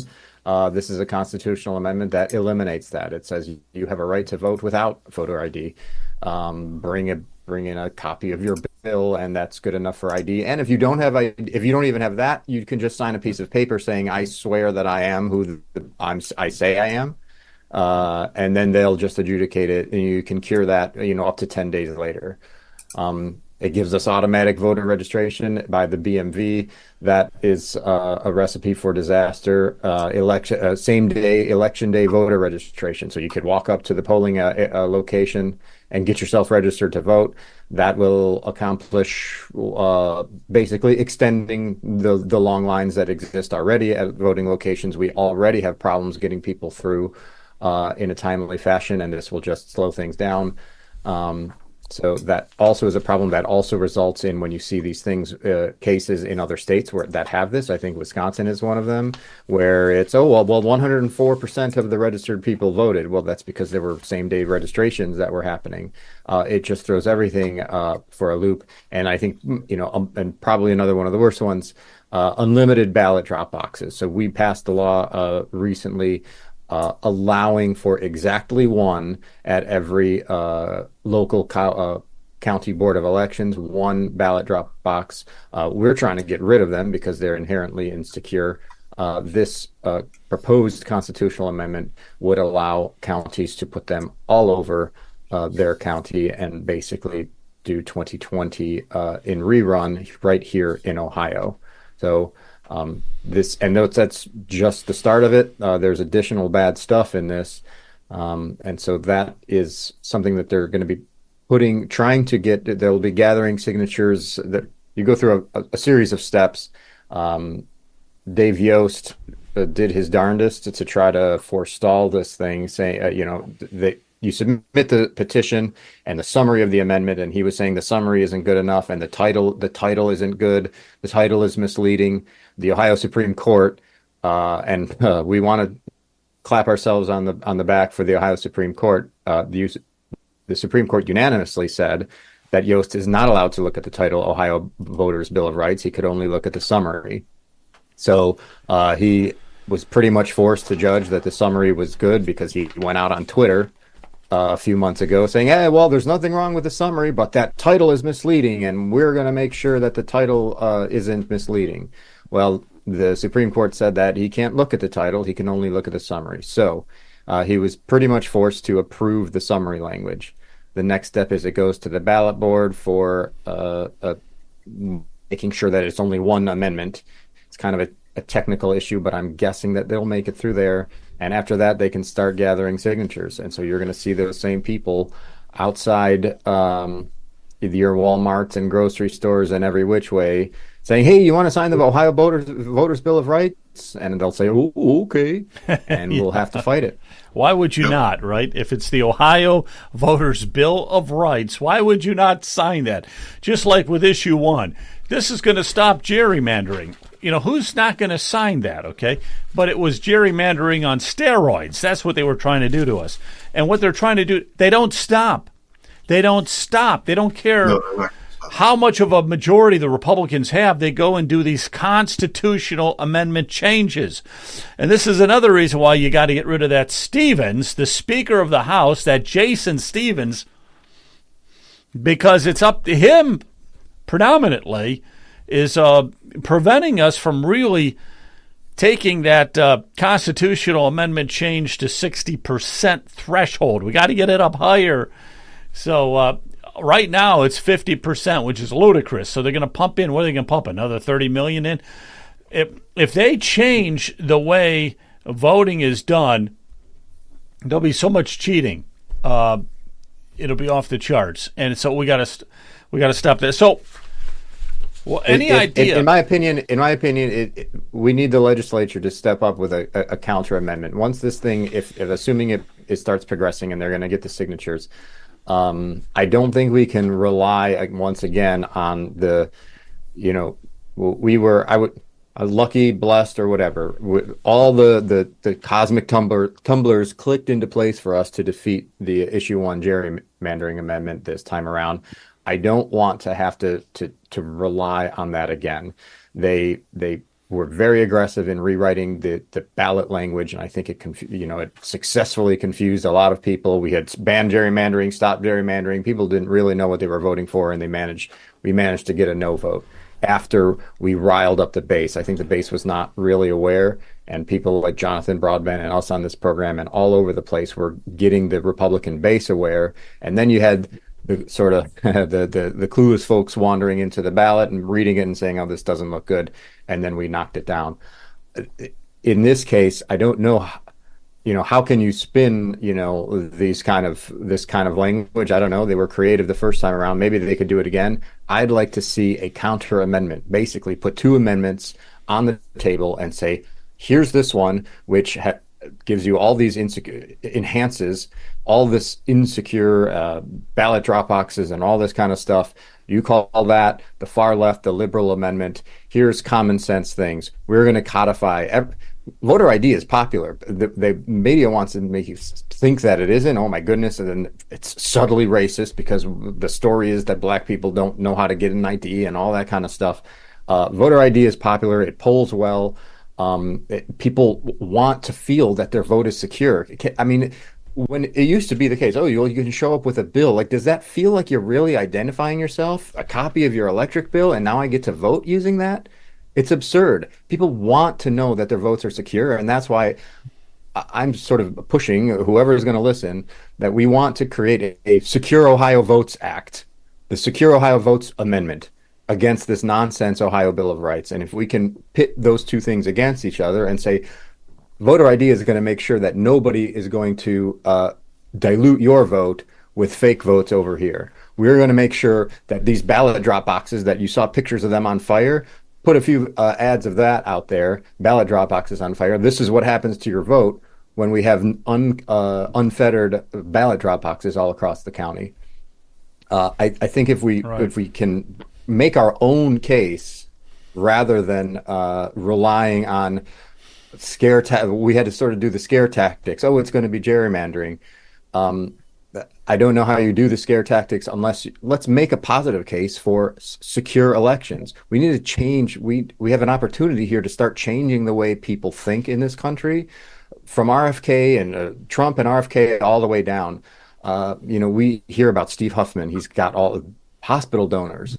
I want to get to a point where if I see a hospital donor on somebody's list, I think, ew. And everybody thinks, ew. People hate hospitals. They're subtly, they have pretty much single-handedly ruined healthcare, the whole hospital industrial complex in this country. That we have to start changing the way people think, changing the culture. And part of the culture should be driving forward. This is how we secure elections. This is the way to go forward.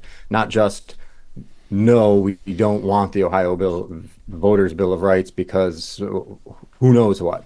Let's put our own amendment out there. Right. And defeat it. No, I like the idea. You just put your own amendment out there because you could do it through the State House. Who takes the lead on the issue? Well, the bad guys are going to take the lead on their issue, which is what we're afraid of. They're going to have a Voters Bill of Rights on the upcoming election, which would say what we said before. It would, let me put that graph up here. So this is what they want to do. The bad guys want to write their own bill. They got to get 413,000 signatures in Ohio. But their bill that's been submitted is going to eliminate Ohio's voter ID. It will have automatic voter registration by the Bureau of Motor Vehicles. It'll have Election Day voter registration, so you could just register the day of the election and vote. And they'll have unlimited ballot drop boxes throughout all the counties.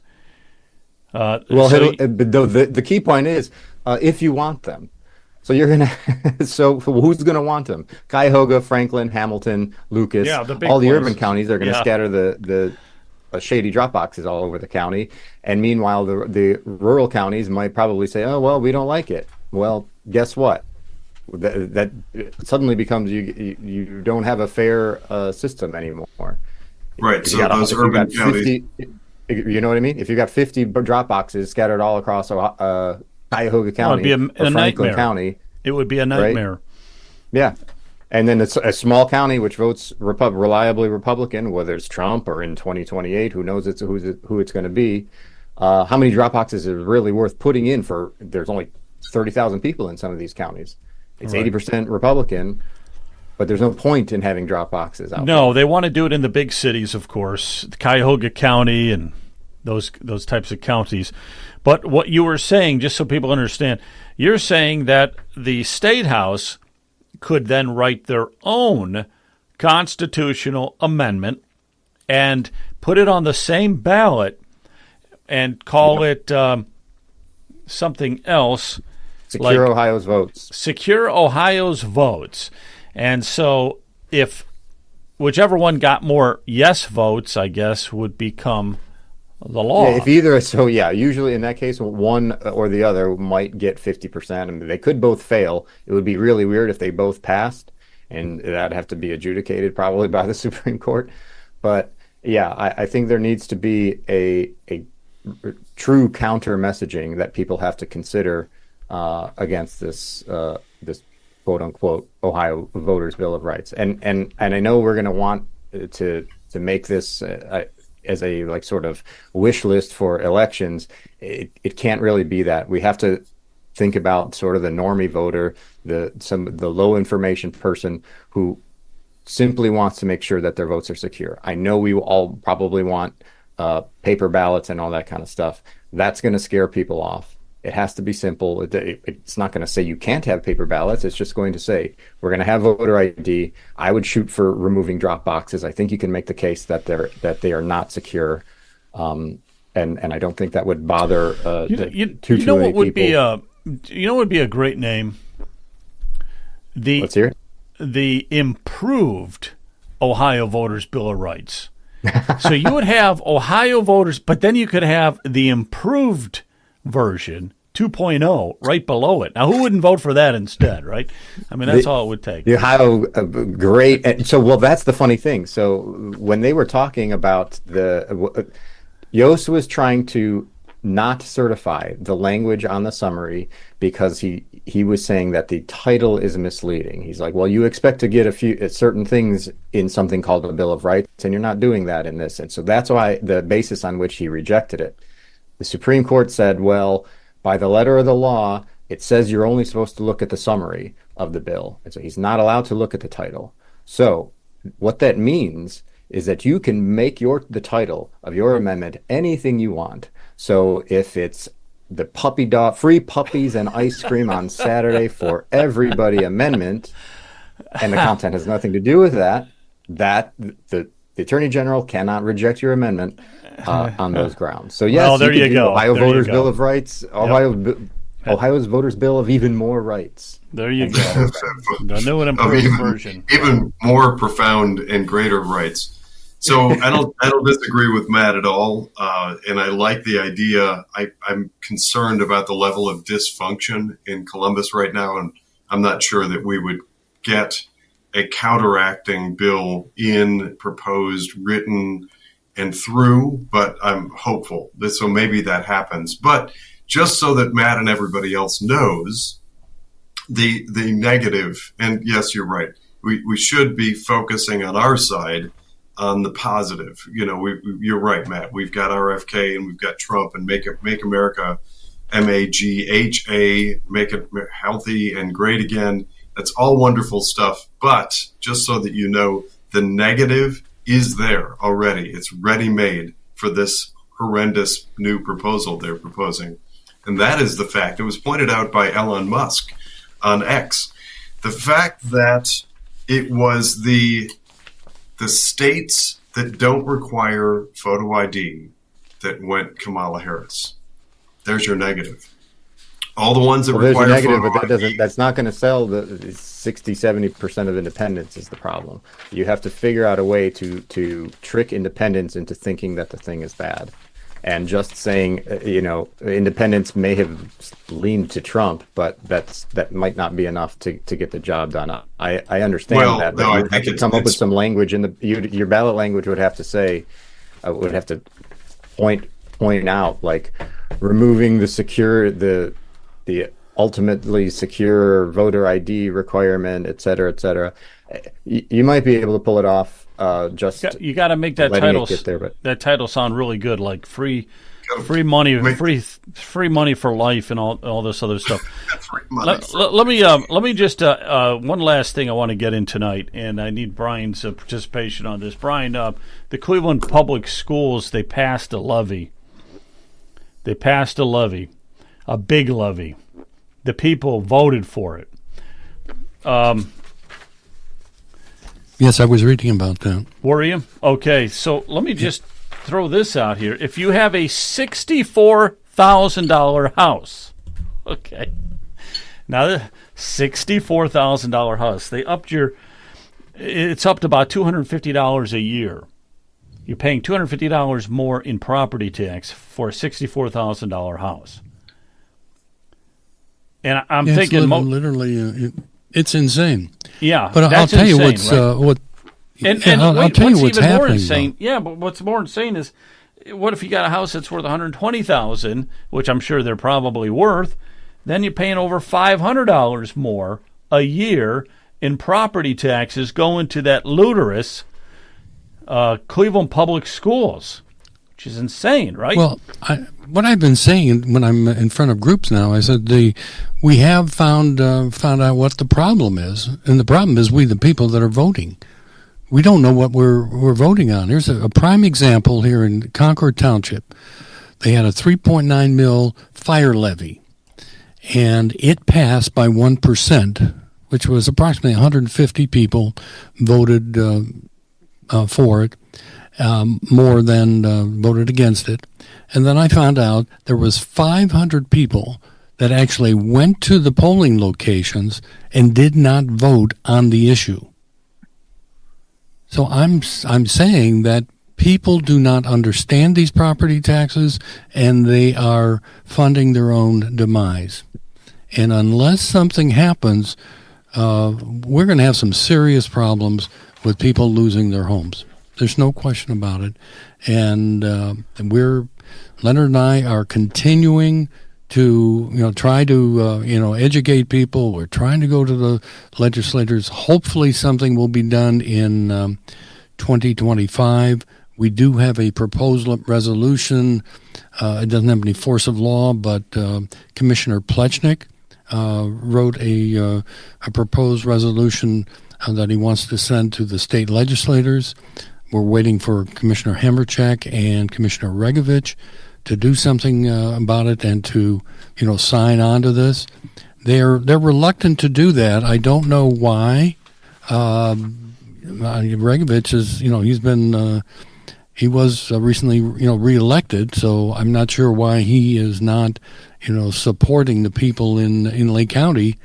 And Commissioner Hamerchak, I've got there's probably other reasons why he won't support anything Plechnik is doing, but something has got to be done at the state level, because these schools and the other taxing authorities, there's no checks and balances in our system.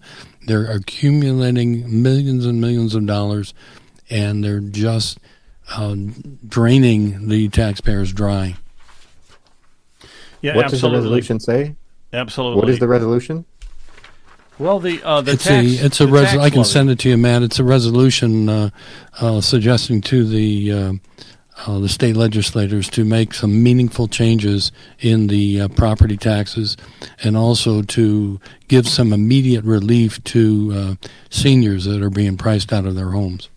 Yeah, that's a good point, because, some of the seniors, think about that for a minute. Now, if you're in Cleveland, if you got a $120,000 house and you're a senior and you're on Social Security and you're just barely getting by, and that's another $500 that you have to pay.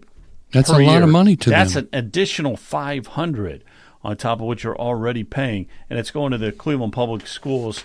And the schools, it's hilarious. If you read the article, they're like, well, we're tightening our belts. Yeah, you're tightening your belts by what? Putting another levy on the ballot and having it passed? That's how you're tightening your belt? Yeah, in Lake County, I'm speaking personally, Joe, my property taxes are going to go up over 16% next year.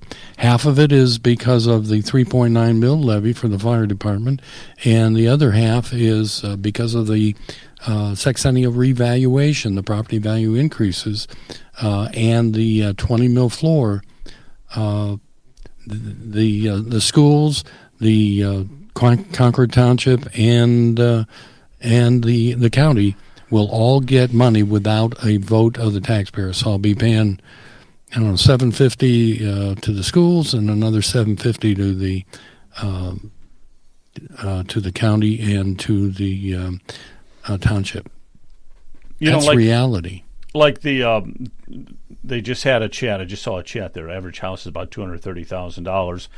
Well, in Cleveland, you could be in a $60,000 house, and then 2 streets over, it could be a $250,000 house. And by today's standards, $250,000 sounds like a lot, but that's not. I mean, but can you imagine if, you're in a $300,000 house, how much additional taxes you're going to be paying in Cleveland? So, a lot of people live in these rundown houses, but a lot of them don't. It's kind of strange. So, well, the deception is and I'll keep saying this to my last breath. The huge deception is in the House Bill 920 with the 20 mil floor. What they have done, what the legislators have done, they have created outside millage. They're treating it like inside millage, and that's when you get this tremendous increase. So as the property values continue to increase, the schools will get automatic increases in revenue without a vote of the taxpayers. And that's because of the deception played on the legislators. It's in the Ohio Constitution and in the Ohio Revised Code. I hear you. We'll give Leonard, if there's anything you want to say on this, go ahead and maybe wrap it up for us tonight, okay? Yeah, I'll wrap it up here. It's just to kind of go back on what Brian was saying about the nature and education of our people. There were many people that just walked into the polls and just stated, look, I don't want to vote for anything but the president, so don't tell me about anything else. And so they're not even consciously aware of their local environment and what role they can play in it. So the bottom line is this. As a nation, I don't think we really understand what liberty and freedom mean. And as a matter of fact, I don't even think we know what a normal government function would look like. So we're so far off the rail, we really have to go back and start from the ground floor and recognize the seriousness of the issue. And it's going to take more than just the legislators and push it on them. We really have to do some work on our level too. So the local, again, I always preach local, local, local, and that's where I end it. All right, God bless everybody. Have a good one, guys. Hold on, Joe. You got a whole bunch of people on. I'm gonna step in. All right, everybody. Thanks for everybody for joining us on Rumble, YouTube, Facebook, and X. It does cost money to do this. If you can come to ohiopoliticalnews.com, you can support us there. If you are on Rumble, and I've been getting a lot of Rumble chats tonight, it's great community. You can do a Rumble rant. It's the $sign in the chat room, or you can go on our locals. Please also like this and share this video wherever you're at on Rumble, YouTube, Facebook, wherever you're at. Please share this so we can build the audience. We're trying to build this and grow this, but it does cost money.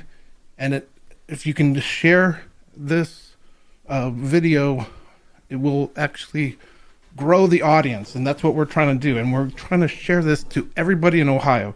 So I just want to say that. And if you want, you can also go to ohiopoliticalnews.com/shop and support us with buying a mug, hat, t-shirt. Please support us. Thank you. All right. Thanks, Kent. Appreciate it. All right. Great show tonight, guys. Thank you. God bless. And we will see everybody soon. Okay. Have a good night. Thanks, everyone. Thanks, Joe. Thanks, Joe. Thanks, everyone. Thanks, Joe. Good night.